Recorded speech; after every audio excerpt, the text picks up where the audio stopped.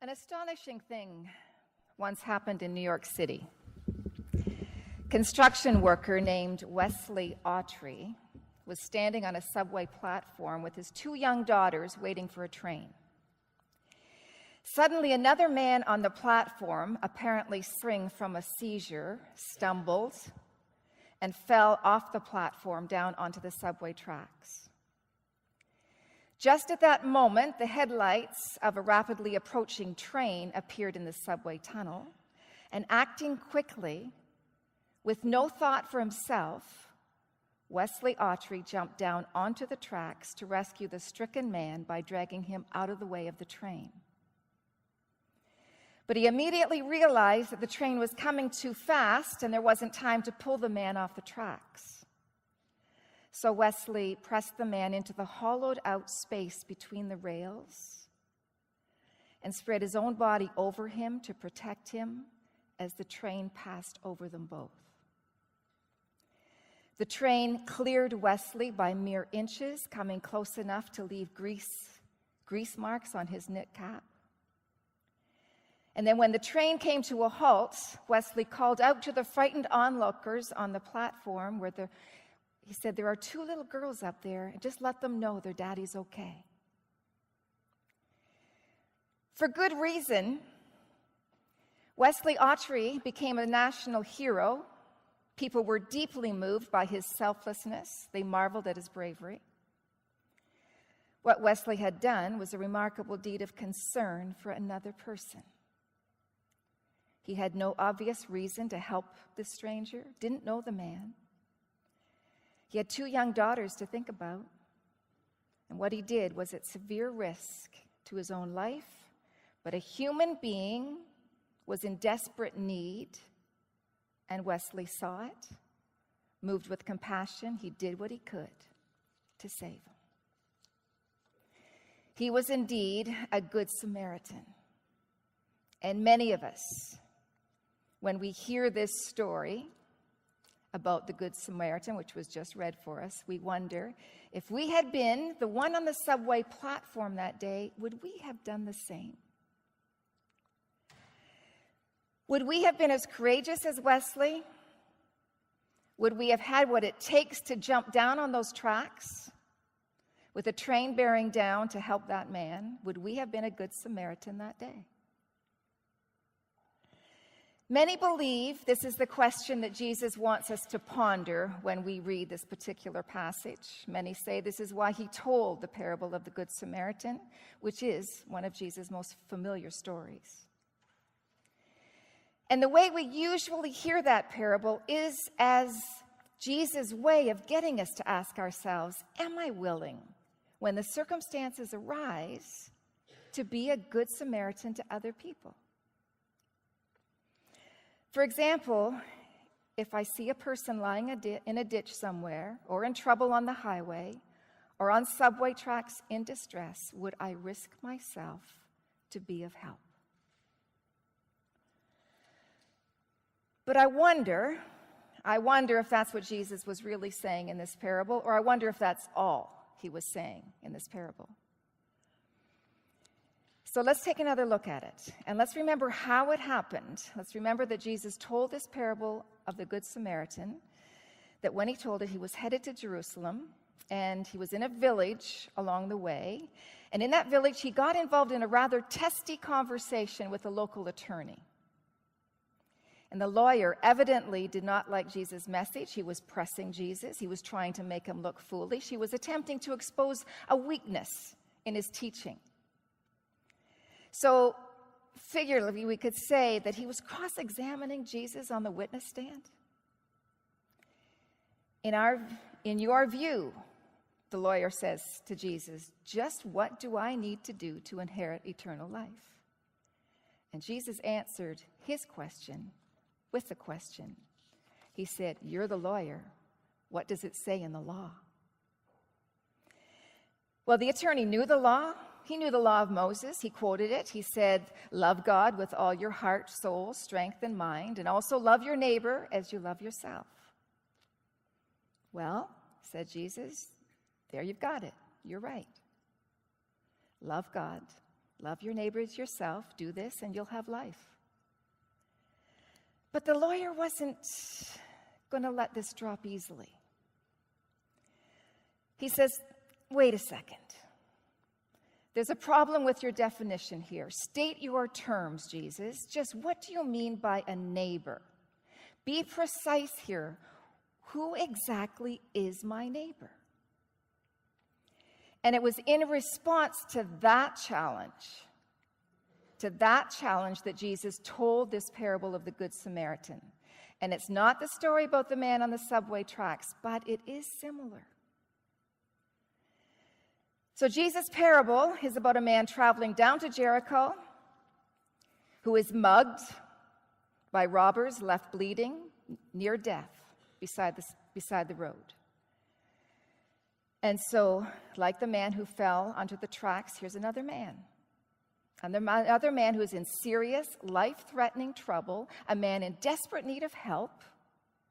And there's nothing unusual about this, really, in this story, because the road from Jerusalem to Jericho was notoriously dangerous, riddled with thieves, unsafe to travel alone. So the fact that a man was beaten and robbed, well, that was actually a familiar story, sadly. And so there was nothing shocking in this particular part of the story, not shocking to the people then and there.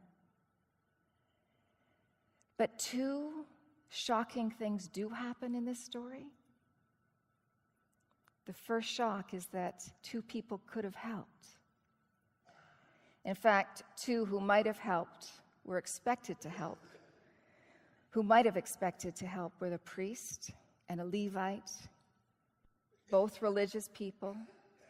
Came up the road, they saw the man in trouble, but did nothing, absolutely nothing. They intentionally avoided the man by crossing over to the other side of the road and continued on their journey. Now, if you go back to that situation in New York City, this would be like the pastor of the New York's largest church and the New York City's police chief seeing that man in trouble in the subway tracks, but just shrugging their shoulders and walking away. That would be a shock. But if the first story is that people whom we would expect to help did nothing, the second and even bigger shock is that the last person in the world we would count on for help is the one who, in fact, mercifully and bravely rescued the injured man. Down the road, Jesus said, came a Samaritan. Now, Jesus is Jewish. The lawyer and the rest who are listening to this parable are probably Jewish. Even the characters in the parable are Jews, the priest and the Levite, and most surely the injured man, and maybe even the robbers. But now comes a Samaritan. And Jews and Samaritans have a bitter history of religious and racial hatred. They had nothing to do with each other. Jews and Samaritans were enemies. In fact, not only would the injured man not expect any help from a Samaritan, he probably wouldn't want help from a Samaritan. A Samaritan was viewed like a member of the Al-Qaeda, better to die in a pool of blood on the road than be touched by a Samaritan. But it's the Samaritan in this story. It's the Samaritan who's despised, rejected, who's moved with compassion and tenderly cares for the injured man. Even though they were enemies, he cared for him. So having told that story, Jesus then says to the lawyer, so now define the term neighbor. Who proved to be the neighbor in this story? When you look at the text, you will see that the lawyer can't even bring himself to say the word Samaritan. He simply mumbles, the one who showed mercy. Go and do likewise, said Jesus. Now, Some people think that what Jesus is saying in this story is, okay, everybody, I want you to go out and be just like the Good Samaritan. He cared for someone in need. I want you to imitate, go and do likewise. But you know, there are two problems with that. The first is that if this is really Jesus' point, key point, then he probably would have told this story differently. He would have made it into a simple moral example and left out all the troubling Samaritan business. Because what he could have said is that there's a man in trouble, 3 people passed by who could have helped. The first one didn't, neither did the second, the third one didn't, so go and be like the third person. But this is not a simple moral story. It's a parable. And parables always have something shocking, surprising, unexpected, something to be wrestled and puzzled over. And in this story, it is the fact that an unwanted, rejected Samaritan is the one who shows mercy to his enemy. And that throws a monkey wrench into any simple explanation. There's something deeper going on here than merely, okay, folks, go on out and be a good Samaritan. Second problem is even more significant. If Jesus' point is that he wants us to imitate the courageous compassion of the Good Samaritan, the sad fact is that we can't do it, or at least a lot of times we don't. And that's why what Wesley did on that subway platform is so remarkable, almost incredible, because almost none of us would have done it, and it's simply not in our nature to forget ourselves and risk everything for a stranger. Some years ago, a famous experiment was conducted with seminary students. Researchers gathered a group of ministry students in a classroom and told them that they each had an assignment, and the assignment was to record a talk about this parable of the Good Samaritan. The thing was, the recordings were going to be done in a building on the other side of the campus, and because of a tight schedule, they needed to hurry to that building in order to get it done on time. Now, unbeknownst to the students, on the path to the other building, the researchers had planted an actor to play the part of a man in distress, slumped in an alley, coughing and suffering. And remember, the students were going to make a presentation about the Good Samaritan. But what would happen, the researchers wondered, when they actually encountered a man in need, would they be a Good Samaritan? And as a matter of fact, they weren't. All of them rushed past the hurting man. One student stepped over the man's body as he ran to teach this particular parable. Now, let's not look down on these seminary students who couldn't put the parable into practice, because sometimes we don't either. Simply knowing in our minds what the right thing is to do doesn't always mean that we're going to do it. And if we're going to be good Samaritans, then this will mean more than a change of mind. It's going to take a change of heart. And that's what I think this parable is about, a change of heart. Robert Withnow, professor at Princeton, once conducted some research about why some people are generous and compassionate and others aren't. And he found out that for many compassionate people, something had happened to them. Someone had acted with compassion toward them, and this experience transformed their life. For example, Withnow tells the story of Jack Casey, a rescue squad worker who had little reason to be a good Samaritan. He was raised in a rough home, child of an alcoholic father. He once said, "All my father ever taught me is that I just don't want to grow up and be like him." But something happened to Jack when he was a child that changed his life, changed his heart. He was having surgery one day, and he was frightened, and he remembers the surgical nurse standing there, compassionately reassuring him, saying, don't worry, I'll be right here beside you no matter what happens." And when Jack woke up again, she was true to her word, she was still there. Years later, Jack Casey, now a paramedic, was sent to the scene of a highway accident. A man was pinned upside down in his pickup truck, and as Jack was driving to get him out of the wreckage, gasoline was dripping down on both of them. And the rescuers were using power tools to cut the metal, which meant one spark could have caused everything to go up into flames. The driver was frightened, crying about how he was afraid of dying, and then Jack remembered what happened to him. Long time ago on that operating table, how the nurse spoke tenderly and stayed with him. And so he said and did the same thing for the truck driver. He said, "Look, don't worry, I'm right here with you. I'm not going anywhere." And when he said that, Jack remembered. He was reminded of how that nurse had done the same thing for him, never left him. Days later, rescue truck driver said to Jack, "You were crazy. You were crazy because the thing could have exploded and we could have both gone. But I just couldn't leave you," Jack said.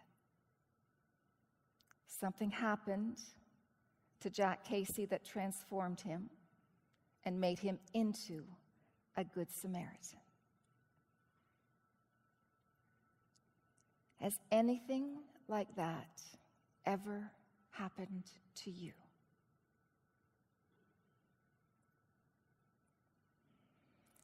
What the lawyer discovered, and what we discovered too, is that we just can't stand on the sidelines and figure out how to be good. Who's our neighbor? What we can do to inherit eternal life. For all the religious attitudes and virtues, we can't do it in our own strength. So what I mean is that we don't live this way just because we know it, or just because we've been told it's the right thing to do. We live it because we've experienced it. And have we not been in the ditch? When I say that, have we not been in a place where we have felt helpless, we felt wounded, we felt like we've been left beside the road, and in a position where we needed to be rescued and loved and forgiven and saved? Have we ever been in that position? And have we not had the Good Samaritan, Jesus Christ, who, like that Samaritan, was despised and rejected? Has he not come to us to save us? Speak tenderly to us, lift us into his arms and take us to a place of healing. Has he not done that for us? As the Apostle Paul said, while we were still enemies, he saw us in need of help. He had compassion on us, and in Jesus he came to us to save us. So that question the lawyer asked, I don't think that's the important one. What's the definition of neighbor? Who's my neighbor? I think the question is, who has been a neighbor to you? Jesus Christ, the crucified one, has been a neighbor to you. He's our Good Samaritan. So I'm just asking today, have you felt that mercy? Have you been on the receiving end of his love and compassion? And does that not make your heart merciful? And is that not why you want to be a neighbor to people in Malawi and everywhere else? If you've received it, chances are you know, your heart knows what Jesus meant when he said, "Go and do likewise." Chances are you know.